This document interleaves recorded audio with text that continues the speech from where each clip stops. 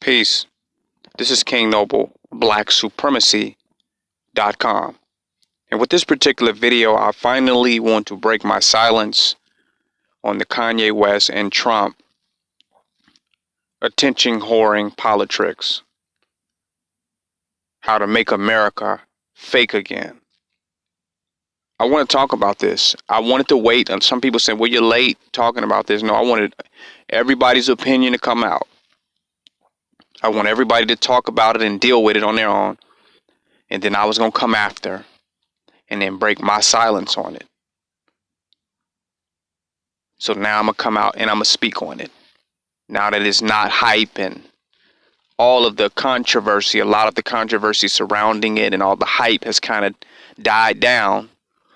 Now I can come with my critical analysis on it, which is what I typically like to do. Because I'm not competing with opinions. I'm not in the opinion competition contest. I just want to give a critical analysis and synopsis after all the smoke clears.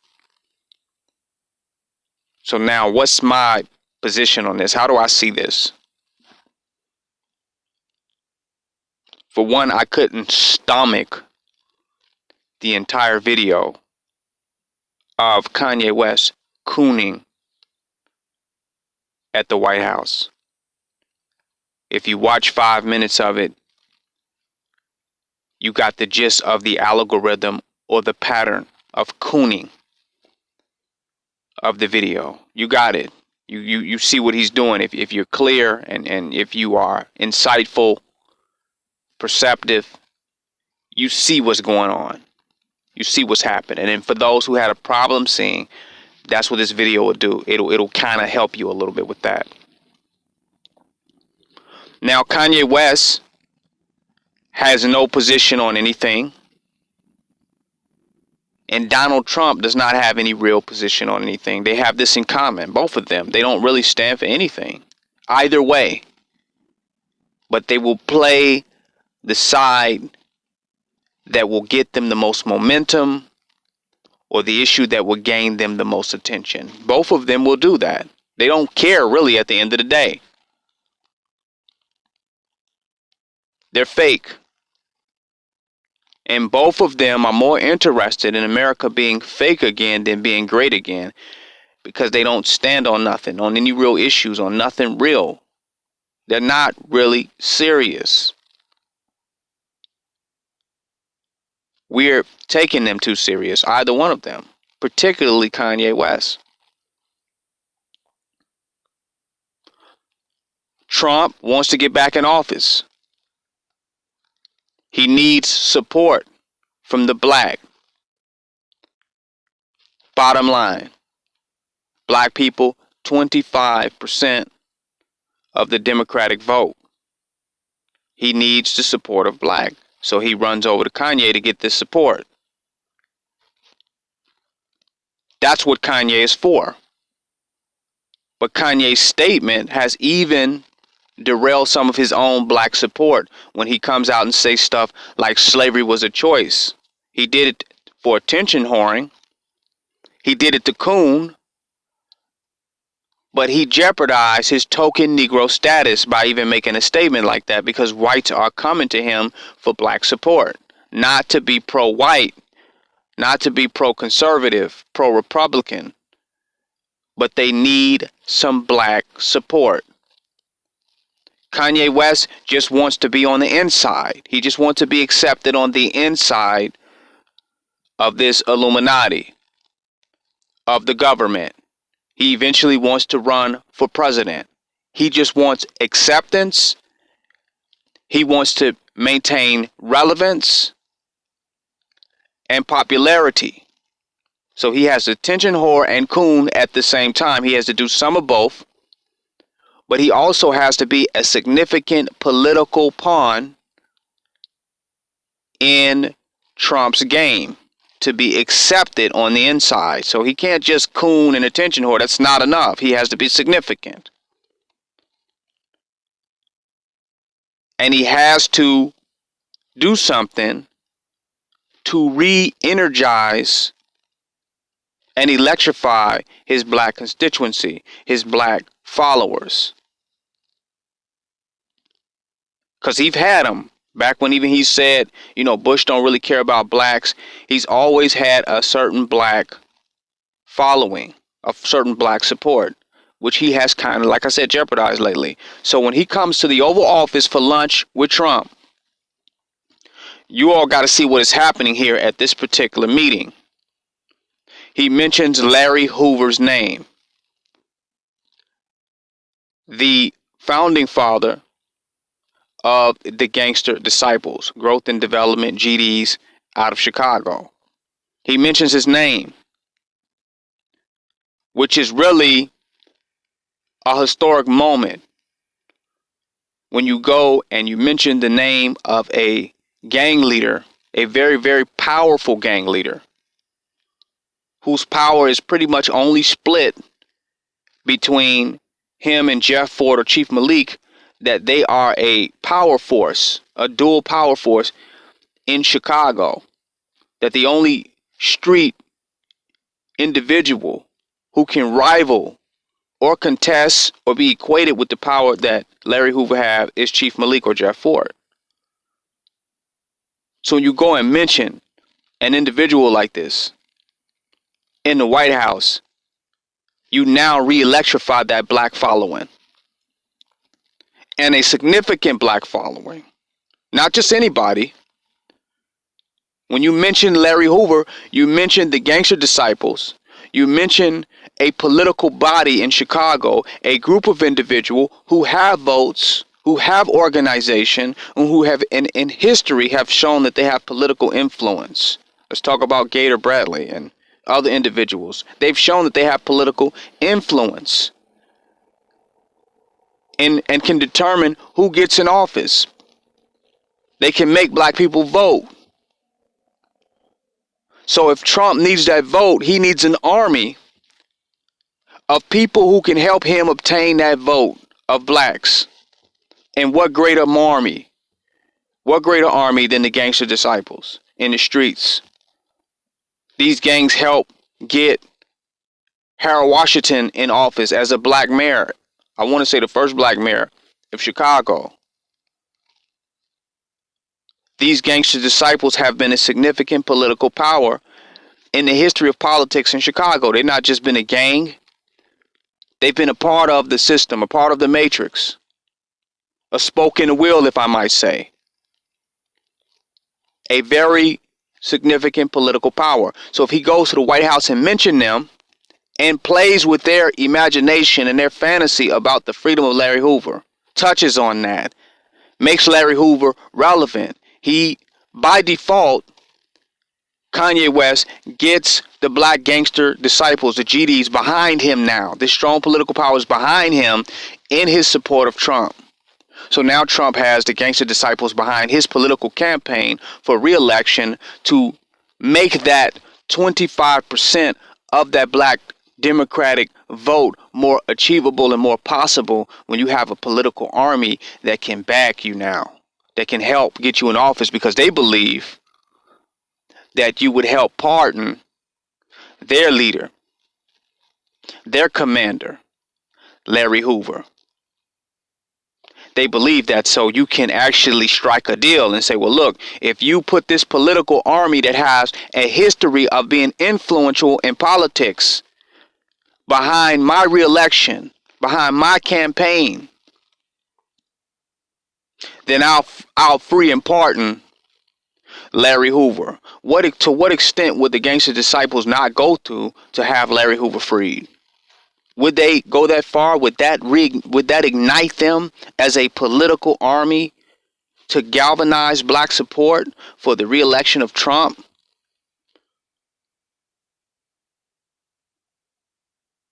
And to help with that political campaign, to help with the agenda of Trump administration and of these conservatives or these Republicans? Will they help now in exchange for the freedom of Larry Hoover?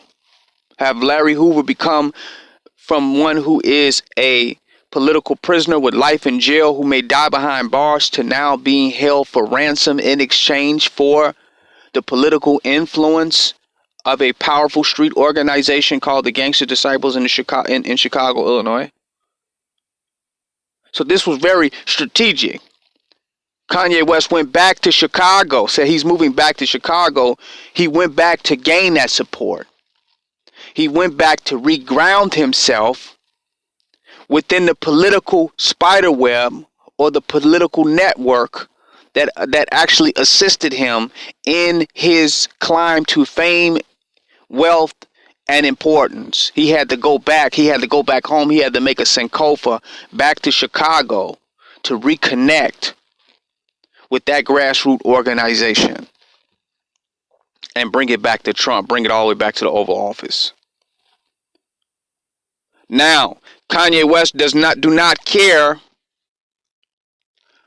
about the freedom of Larry Hoover. This is disingenuous. He doesn't care about that. This is not serious. He doesn't care about that.